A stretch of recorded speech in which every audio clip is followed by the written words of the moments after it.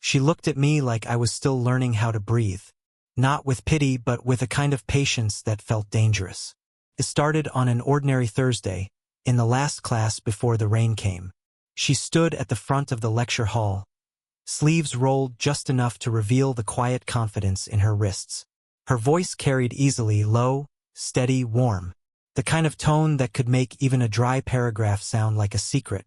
I'd heard people call her Professor Vale, but no one said it the way she carried it. It wasn't about the title. It was the way she paused between sentences, how she seemed to measure every word like it might change someone's mind. Maybe it did. Maybe it changed mine. When the lecture ended, students rushed out like a wave retreating, all chatter and phones and plans. I stayed behind, pretending to check my notes.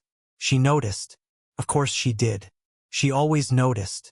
"You're quiet today," she said, slipping a hand along the edge of her desk, papers rustling beneath her fingers. I didn't look up right away. "Just thinking," I said. Her mouth curved, not quite a smile. "That's what I like to hear." It was small talk, nothing unusual. But there was something in the air, a stillness that made every sound louder. The faint buzz of the projector, the soft click of her pen, the rain starting against the windows. When I finally looked up, she was closer than I expected. A few feet, maybe less. Her perfume wasn't sweet, more like cedar and something faintly smoky, like old books and warmth. I felt it before I saw her eyes meet mine. "You're staying for office hours, then?" she asked. "I guess so." The words came out too quickly, like my voice had decided for me. She turned slightly, nodding toward the open chair beside her desk. I sat, heart steady but a little too aware of itself. She leaned over, looking at the paper in front of me, and for a moment her hair brushed my shoulder. The world shrank to that point of contact. Soft, unintentional, impossible to ignore. "Your essay," she said, her voice lower now. "You write like someone older, someone who's lived more than they've said." I wasn't sure what to say back. My throat tightened around the first word. "Or maybe," she continued, "you just listened too closely." The rain got heavier. I could see it running down the glass behind her, streaking the window with silver lines. She didn't move away. I didn't either. She pointed at a line on the page. Her hand was steady, graceful. When she handed me the pen, her fingers brushed mine. Light, deliberate, maybe accidental, maybe not. It didn't matter. The warmth stayed. I think she noticed the way I froze, the breath I tried to hide. Her eyes softened, not teasing, just aware. There was a flicker of something in her, something like hesitation, but it passed quickly. "You'll understand this part better," she said. "With time. Will you be the one teaching me?" I asked before I could stop myself. She looked at me, really looked, and for the first time, the air between us wasn't professional or polite or safe. Her lips parted like she was about to say something. But then there was a knock at the door. A student poked her head in. "Professor, you're needed in the faculty lounge." She blinked, turned away, her tone steady again. "Tell them I'll be there in a moment." When the door closed, the silence returned, heavier now, charged with what neither of us had said. She gathered her papers slowly, eyes avoiding mine. Then softly, "Don't stay too late." But the way she said it, it sounded less like advice and more like a warning that I told myself I wouldn't stay late again. But 2 nights later, there I was, sitting in the same chair, pretending to revise an essay I'd already finished. She didn't look surprised to see me. "You work harder than most," she said, though her eyes said something else. Something that hovered between curiosity and caution. The rain had given way to cold air. She'd left the windows cracked open, and the sound of wind pressed through the room. Her hair moved slightly, the way candlelight flickers when you breathe too close. I asked about her research just to keep her talking. She talked in fragments, about forgotten writers, about truth hiding between lines, about how words could betray you if you let them mean too much. There was something in her voice that didn't match her posture. A faint ache behind the control. I wanted to ask if she was okay, but instead I said, "You make it sound like experience." Her hand froze halfway to a stack of papers. Then she gave a soft laugh. Experience isn't always something worth having. That stayed with me. A shadow crossed her face then. Not sadness, but memory. I caught it only because she looked away too slowly. Were you married? I asked quietly. Her eyes flicked toward me. Once. And nothing, she said. Some lessons you only learn when it's too late to use them. Her tone wasn't cold, just closed. I didn't push, but something inside me shifted, the part that had seen her as untouchable. She wasn't. She'd been hurt maybe more than once, and that made me want to know her in a way I couldn't name yet. She stepped closer to hand me a book. The edge of her sleeve brushed my hand. A faint whisper of fabric. I didn't move away. Neither did she. Her perfume was softer this time, almost gone by the end of the day, like something that lingered more in memory than air. You shouldn't be here this late, she said finally. Neither should you. She smiled. A real one this time, tired around the edges. Touché. I looked at her, and for a moment it felt like the whole room was waiting for something to happen. I wanted to tell her how I noticed the way she tucked her hair behind her ear when she was nervous, how her hands trembled slightly when she was angry, how she spoke more gently when she didn't trust herself. Instead, I said, "You make me want to listen more carefully." Her breath caught, barely but enough. "I hope you listen better than most," she said, voice almost a whisper. "I try." There was a pause, the kind that stretches until someone breaks it or something changes. Then she reached for the pen in my hand. Not to take it, but to steady it. Her fingers closed over mine, warm, deliberate. For a second, she didn't let go. No words, just the faint press of her skin against mine. A small, quiet betrayal neither of us would admit. When she finally pulled back, her voice had changed again. Softer, unsteady. "Class dismissed," she said. But the way her hand lingered on the desk told me she wasn't ready for either of us to leave to be why the third week. It had become a quiet habit. Staying after class, the room dimming as the sun slipped lower, our voices fading into something more like confessions than discussion. No one said anything yet, but I'd caught the looks. A classmate had once joked that I was Professor Vale's favorite. I laughed it off. She didn't. Her gaze had gone flat, then distant, as if something fragile had cracked inside her. That day, she'd barely looked at me. Until now. We were alone again. Papers between us. Words that didn't matter on a page that suddenly did. I heard what they said. I told her quietly. Her eyes lifted, sharp. About what? About you and me. She exhaled slowly, fingers pressing the edge of her desk. You shouldn't repeat rumors. It's not a rumor if it feels true. Her lips parted, not to speak, but to stop herself. The silence after that wasn't empty. Pulsed. I could hear the hum of the lights, the ticking of the wall clock, the faint sound of my own breathing catching on every second that passed. She stood up, pacing toward the window. You're too young to know how easily people talk, she said, her back to me. Maybe, I said, standing too. But I know when something's real. She turned, slowly. Her expression flickered, part warning, part surrender. Don't, she whispered. But she didn't move when I took a step closer. Her hand rested on the windowsill. I could see her pulse in her wrist, quick, uncertain. Do you ever get tired of pretending? I asked. Her eyes met mine, and something in them softened. Not invitation, not refusal, just exhaustion. All the time, she said. A sound interrupted. A phone vibrating against the wood of her desk. She startled, breaking the spell, crossing the room too quickly. Faculty chat, she murmured, checking the screen. Her voice trembled slightly. They're moving the review meeting to tonight.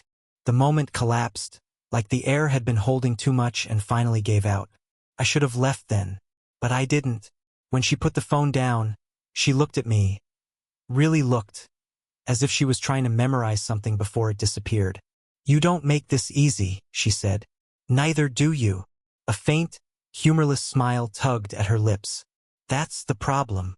I stepped forward, just enough to feel her breath mix with mine. The distance between us was thin, one heartbeat, one decision. Her hand rose halfway, stopped in the air, then brushed lightly against my collar. "I shouldn't," she said. "I know." Her fingers stayed there, resting on the fabric, barely touching. The faintest tremor passed through them before she let go. We stood there, too close, both pretending we could still step back. Then, footsteps echoed from the hallway, voices approaching. She moved fast, putting space between us, picking up papers that didn't need picking up. I turned toward my bag, pretending to. The door opened. Colleague leaned in. "Vale, are you still here? Thought you'd left."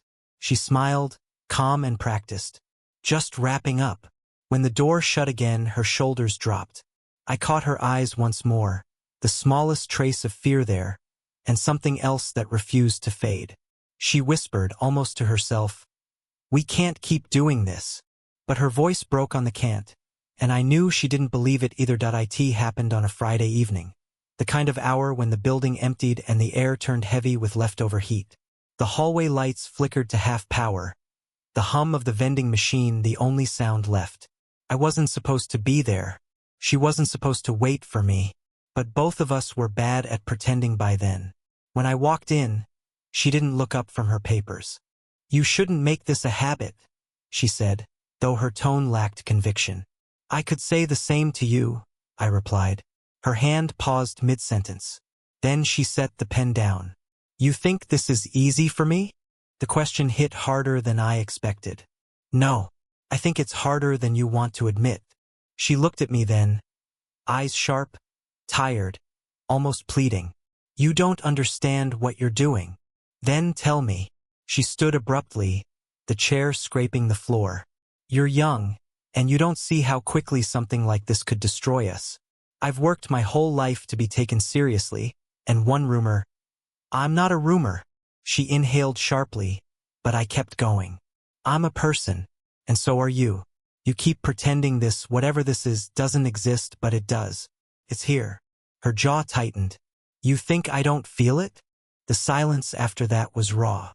Then, almost against her will, she took a step toward me. The kind of step that rewrites distance. Her voice dropped. "Every time you look at me like that, I forget how to breathe." The words left her mouth before she could stop them. She froze. I didn't. I closed the space between us until I could feel the warmth of her breath. Her hands hovered in the air like she was deciding whether to push me away or pull me closer. "I shouldn't," she whispered, but her voice trembled. "You already have," I said. For a long second, neither of us moved. The air thickened, full of every word we hadn't said, every look we'd tried to ignore. I reached up slowly, brushing a strand of hair from her face. She didn't flinch. Her eyes fluttered closed for just a moment, and when they opened again, something inside her had broken loose. She leaned forward, barely, her forehead resting against mine. I could feel her heartbeat through the thin space between us, uneven and fast. "This can't happen," she said, but it came out like a plea, not a rule. "Then tell me to stop." Her breath caught, lips parting, no sound coming out. My hands hovered at her waist. Not touching, not yet. The tension in the room felt alive, buzzing through the air like static. "Tell me," I said again, softer. Her eyes searched mine, glassy and unsure. "I can't," she finally said. That single word was the undoing. I moved closer, slow enough for her to stop me. She didn't. Her hand found my shoulder, fingers curling slightly. The world outside could have ended, and neither of us would have noticed. Then, a sharp knock on the door. We froze. "Professor Vale? You left your bag in the lounge." A voice called from the hallway. Her hand dropped. My breath came back in a rush. "Thank you," she called back, her voice almost steady. When the footsteps faded, we stayed there, inches apart, the moment trembling between us, unfinished. Her eyes met mine one last time. "This can't happen again," she said. But the way she whispered again made it sound like a promise she already knew she'd break. The following week, she stopped answering my messages. No office hours, no late classes, no quiet moments where the world shrank to the sound of her breathing near mine. I tried to tell myself it was for the best, that the silence was her way of keeping both of us safe. But guilt doesn't fade when you pretend not to feel it. It lingers just under the ribs. On Wednesday, I finally saw her again. She was in the courtyard, sitting alone with her coffee gone cold. Her hair was tied back this time, her posture tighter, like someone bracing for an impact that hadn't come yet. When she noticed me, she froze for half a second before looking away. "You shouldn't be here," she said, voice low. "I've been here every day." "That's the problem." I hesitated. "Then tell me to stop caring." Her eyes flicked up, tired, angry, something breaking behind them. "You think this is about caring? Someone saw us last Friday." The ground seemed to tilt. "What do you mean?" "After the meeting," she said, each word clipped and heavy. "One of the adjuncts came back for her things. She saw you in my office." My stomach tightened. Did she say anything? Not yet, but she will. The air between us went cold. She looked away, fingers trembling slightly as she gripped the cup. "Do you understand what that means? One word, and everything I've built. Every bit of respect, every ounce of trust, gone." I stepped closer before I could think. "Then let me take the blame." Her head snapped toward me. "Don't you dare," she said, voice shaking. "You don't throw your future away for a mistake I should have stopped." "A mistake." Her lips parted. The word hung there like smoke. She swallowed hard. "You know what I mean." But I didn't, or maybe I refused to. I reached out, fingers grazing the back of her hand. She didn't pull away, not right away. The tremor in her touch said everything her voice wouldn't. "Was it a mistake?" I asked. She closed her eyes. "It can't be anything else." Her breath hitched, shallow. I could see the fight inside her, reason and feeling tangled into something that hurt to hold. Then she whispered, almost to herself, "You don't know what it's like to lose everything for wanting the wrong thing." She stood suddenly, the chair scraping against stone. When she tried to walk away, I caught her wrist. "Not hard, just enough." "Then don't walk away from it," I said. She turned, face close enough for me to see the pulse in her throat. Her eyes flicked down, then back up, full of something raw and dangerous. "This isn't fair to you," she whispered. "I don't care." She hesitated, then stepped closer instead of back. The world around us blurred. Voices, footsteps, wind. None of it mattered. "I wish you didn't mean that," she said, voice trembling. Her hand brushed against my chest. Once, twice. Then stayed there, her thumb tracing an absent line against my shirt. Neither of us spoke. The air between us burned with everything we couldn't say out loud. Finally, she pulled her hand back, slow, deliberate. "Meet me tomorrow," she said. "Where?" "Someplace no one will find us." Her voice barely carried, but it didn't need to. The way she said it, the way her breath shook on no one, told me everything. She wasn't running anymore. She was surrendering. She chose an old observatory on the edge of campus, the one that hadn't been used in years. The door creaked when I pushed it open. Dust hung in the air, floating through the thin beam of light from a cracked window. She was already there. Her back was to me, hair loose for the first time in weeks. She didn't turn right away when she heard the door close, just said quietly, "I almost didn't come, but you did." That made her smile. Small, sad, but real. I don't know if that's courage or weakness. Maybe both. She turned then, and for a moment neither of us spoke. The distance between us felt smaller than it was, charged, magnetic. "I can't keep pretending," she said finally. "Not to my colleagues, not to myself." "Then don't." "It's not that simple." "It never is," I said, stepping closer. The air tightened. Every sound, the creak of the floorboards, the soft rush of wine through the cracks, felt too loud. She looked at me, eyes searching for something. "If I let this happen," she whispered, "I lose everything." I took another step until I could feel the warmth of her body just beyond reach. "And if you don't?" Her breath hitched. "I lose something else," she said. I reached out, brushing a strand of hair from her cheek. My fingers hesitated, then stayed there, resting lightly against her skin. She didn't move. Her eyes closed, a quiet shiver running through her. "You don't know what you're asking." "I do," I said softly. "I'm asking you to stop fighting what's already here." Her hand came up, covering mine. Her skin was warm, too warm. Her thumb traced along the side of my palm, a slow, absent motion that said more than any words could. "I've spent half my life teaching people to think before they feel," she whispered. "And here I am, doing the opposite." Her voice broke slightly. I leaned in close enough to feel her breath. "Maybe for once you don't have to be the one teaching." That made her eyes open again. They met mine, wide, uncertain, full of something unguarded. "I'm scared," she said. "Me too." The space between us dissolved. For a second, we both leaned in, instinct, gravity, everything we tried to resist collapsing in on itself. Then she stopped, just before it happened. Her forehead rested against mine. Her breathing came uneven, matching mine. "If I cross this line," she whispered, "there's no going back. I'm already across it." A soft sound escaped her, half a sigh, half a laugh. "You don't make things easy. You never wanted easy." Her fingers brushed along my jaw, then down my neck. Slow, trembling. "You have no idea how long it's been since someone made me feel seen." "I see you now," I said. The words landed like a confession.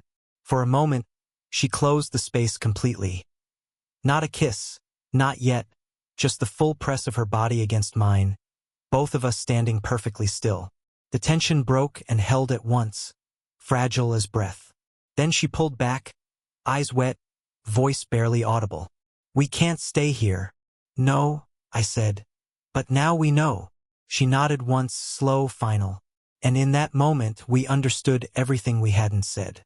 That what lived between us wasn't fantasy or mistake. It was truth, too complicated to hold, too honest to deny. Weeks passed. The rumor never surfaced, or maybe it did and people chose to look away. Either way, the world went on pretending nothing had happened. But for us, nothing was quite the same. We stopped meeting after class. She kept her door open now, voice measured, posture steady. To anyone else, she was exactly as before. But I could still feel her. In every pause between her words. In the way her gaze lingered one beat too long before she looked away. Sometimes, that's all it takes to know someone still feels everything they shouldn't. It was almost the end of the semester when I found her again. Not by accident this time. She was in the library, alone, surrounded by stacks of ungraded essays and the faint smell of rain on paper. When she looked up, she smiled, soft but tired. "You shouldn't be here," she said, almost playfully this time. "I know," I said.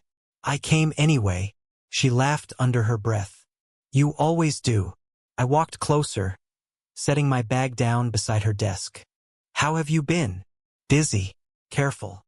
She hesitated, fingers tracing the rim of her coffee cup. "You? Thinking too much," I said. "Mostly about you." She sighed, not out of frustration but recognition. "You can't keep doing that." "Why not?" "Because I won't stop you." The words hung there, quiet, dangerous, honest. For a moment, neither of us moved. Then she stood, coming around the desk. The space between us closed like it always did, natural, inevitable. "You make it hard to stay sensible," she said, almost smiling. "I never asked you to be." Her hand reached up, brushing my sleeve, just barely. "You think you know what you want, but—" I caught her hand, holding it gently. "I do." Her fingers tightened around mine. Small, involuntary, like something she'd been trying not to do for months.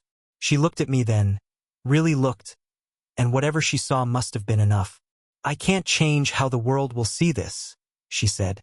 "Then don't let the world decide for you." She laughed softly, shaking her head. "You sound too young to mean that." "Maybe," I said, "but I mean it anyway." Silence. Then, slowly, she stepped closer until the edge of her desk pressed against her back. Her other hand rose to my chest, resting there like she was checking if I was real. "You make me feel—" she started, then stopped. Her voice went quiet. Alive again. I leaned forward, and this time she didn't move away. It wasn't a rush or a movie-perfect moment.